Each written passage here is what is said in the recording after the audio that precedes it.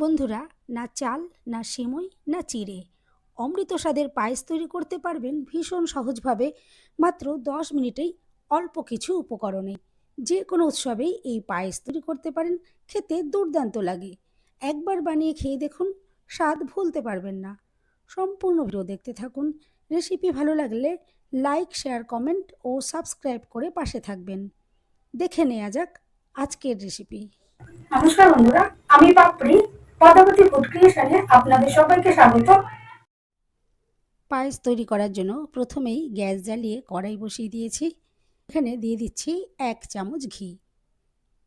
ঘিটা দেখুন একটু মেল্ট করে নিচ্ছি। এরপর দেখুন এখানে নিয়েছি ড্রাই ফ্রুটস, কিছুটা কাজু আর কিশমিশ। এভাবে একটু নাড়াচাড়া করে হালকা ভেজে নেব। খুব বেশি এটা ভাজার প্রয়োজন নেই। কিশমিশগুলো দেখুন আস্তে আস্তে সুন্দরভাবে একটু ফোলা ফোলা হয়ে আসবে।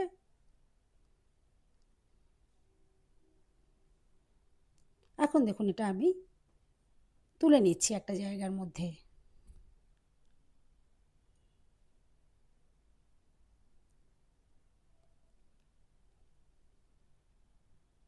এরপর কড়াইতে আমি খুব সামান্য পরিমাণে একটু জল দিয়ে দেব। এখানে 500 ml লিকুইড দুধ আমি নিয়েছি। আর এটা ফুল ক্রিম দুধ নেওয়ার চেষ্টা করবেন, এতে পায়েসটা খুবই সুন্দর তৈরি হবে। 1 প্যাকেট দুধ আমি এখানে দিলাম। এরপরে নাড়াচাড়া করে হালকা এটা গরম করে নেব। প্রথমে আমি খুব বেশি গরম করছি না, আগে হালকা গরম এটা করে নেব। আর মাঝে মাঝে অবশ্যই এভাবে একটু নাড়াচাড়া করে দিতে হবে, যাতে দুধটা কড়াইতে আটকে না যায়।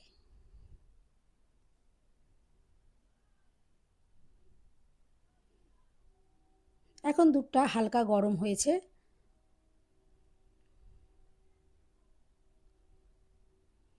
এভাবে হালকা গরম করে নেওয়ার পর আমি দেখুন এখানে 2 চামচ মতো দিয়ে দিলাম গুঁড়ো দুধ। এতে পায়েসটা খুবই টেস্টি তৈরি হবে। গুঁড়ো দুধ দেওয়ার পর এই সময় খুব ভালো করে নাড়াচাড়া করে মিশিয়ে নিতে হবে, যাতে কোনো রকমের দলা দলা ভাব না হয়ে থাকে। দেখুন এভাবে নাড়াচাড়া করে আমি এটা ভালো করে মিশিয়ে নেব। আর এই লিকুইড দুধটা যদি হালকা গরম থাকে তাহলে কিন্তু গুঁড়ো দুধটা খুব সুন্দরভাবে দুধের সাথে মিশে যাবে, দেখবেন কোনো রকমেরই দলা দলা ভাব হয়ে যাবে না।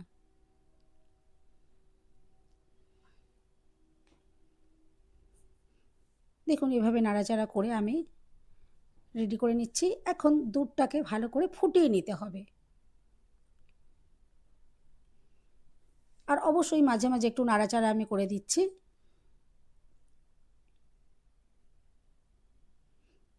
এখন দেখুন দুধটা ফুটে ওঠা পর্যন্ত ওয়েট করব। দুধটা দেখে তো বুঝতেই পারছেন খুব সুন্দরভাবে দুধটা ফুটে উঠেছে। দুধটা ফুটে ওঠার পরে এখানে আমি চিনি দিয়ে দিচ্ছি।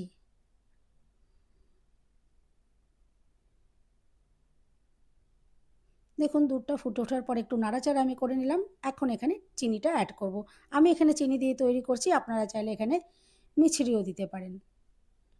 আমি আমার পছন্দ মতো এখানে চিনির ব্যবহারটা করলাম। আপনারা যে যেরকম পছন্দ করেন, যতটা পরিমাণে কম বেশি যেরকম পছন্দ করবেন সেরকম এখানে চিনির ব্যবহারটা করবেন।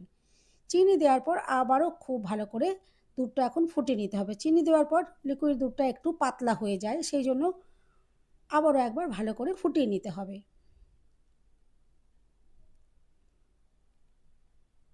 আর কড়াইয়ের সাইডে যে মালাইটা জমতে থাকে, সঙ্গে সঙ্গে কিন্তু এভাবে একটু যদি খুন্তি দিয়ে ক্লিন করা হয়, কড়াইটা কিন্তু খুব সুন্দর পরিষ্কার পরিচ্ছন্ন থাকে। দেখুন চিনিটা দেওয়ার পর আবারও খুব ভালো করে আমি দুধটা ফুটিয়ে নিলাম। এরপর দেখুন, আজকে যেহেতু চাল বা সিমই বা চিড়ে কোনো কিছুর ব্যবহার করব না, এখানে দেখুন আমি নিয়েছি পনির। এখানে 150 গ্রাম মতো পনির রয়েছে। এই পনিরটা দেখুন এভাবে আমি হাত দিয়ে ভেঙে ভেঙে নিচ্ছি। আপনারা চাইলে গ্রেটার দিয়ে গ্রেট করে নিতে পারেন। আর এই পনিরটা ফ্রেশ নেবার চেষ্টা করবেন। এই পনির দিয়ে যদি পায়েস করা হয়, পায়েসটা কিন্তু অত্যন্ত সুন্দর, একদম অমৃত টেস্ট আসে। দেখুন আমি হাত দিয়ে এভাবে ভেঙে ভেঙে নিলাম। আশা করছি আপনারা দেখে তো বুঝতেই পারছেন। দেখুন পনিরটা খুব সুন্দরভাবে আমি রেডি করে নিয়েছি। চাল দিয়ে পায়েস তৈরি করতে গেলে অনেকটা সময় লেগে যায়, কিন্তু এভাবে যদি পনির দিয়ে তৈরি করেন খুব কম সময়ের মধ্যেই কিন্তু পায়েস রেডি করা যায়, আর খেতে অসাধারণ হয়। এখন দেখুন আমি এই ফুটন্ত দুধের ভেতরে সম্পূর্ণ পনিরটা দিয়ে দিলাম। এরপরে ভালো করে নাড়াচাড়া করে মিনিট দুয়েক ভালো করে ফুটিয়ে নেব, নাহলে পনিরের মধ্যে একটা গন্ধ আসে। কিন্তু এভাবে যদি ভালো করে ফুটিয়ে নেওয়া হয় তাহলে দেখবেন কোনো রকমের পনিরের যে একটা গন্ধ সেটা কিন্তু আসবে না। এখন দেখুন ভালো করে আমি এটা নাড়াচাড়া করতে থাকবো, নাড়াচাড়া কিন্তু বন্ধ করা যাবে না। দেখুন ভালো করে নাড়াচাড়া মাঝে মাঝে করে দেবো, গ্যাসের ফ্লেমটা মিডিয়ামে রেখে এখন ভালো করে এটা জাল করে নেব।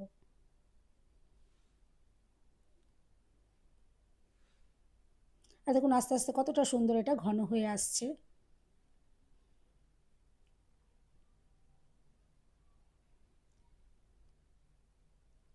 যদি বড় কোনো টুকরো থেকে থাকে তাহলে খুন্তি দিয়ে কিন্তু একটু ভেঙে ভেঙেও দিতে পারেন, তাহলে বেশ পায়েসটা একটা মাখো মাখো ভাব আসবে, দেখতে বা খেতে দুর্দান্ত লাগবে।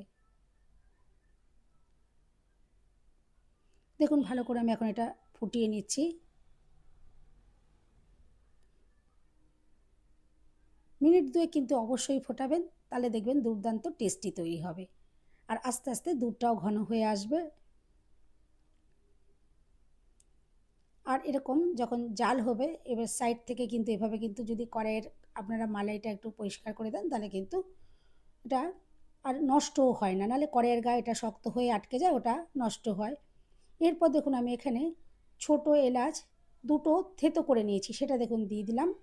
আর ভালো করে একটু মিশিয়ে নিচ্ছি, এতে কিন্তু সুন্দর ফ্লেভারটা অসাধারণ আসবে।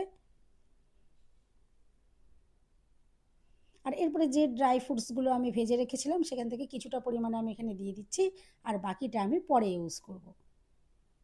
দেখুন পায়েস কিন্তু একদম রেডি হয়ে গেছে।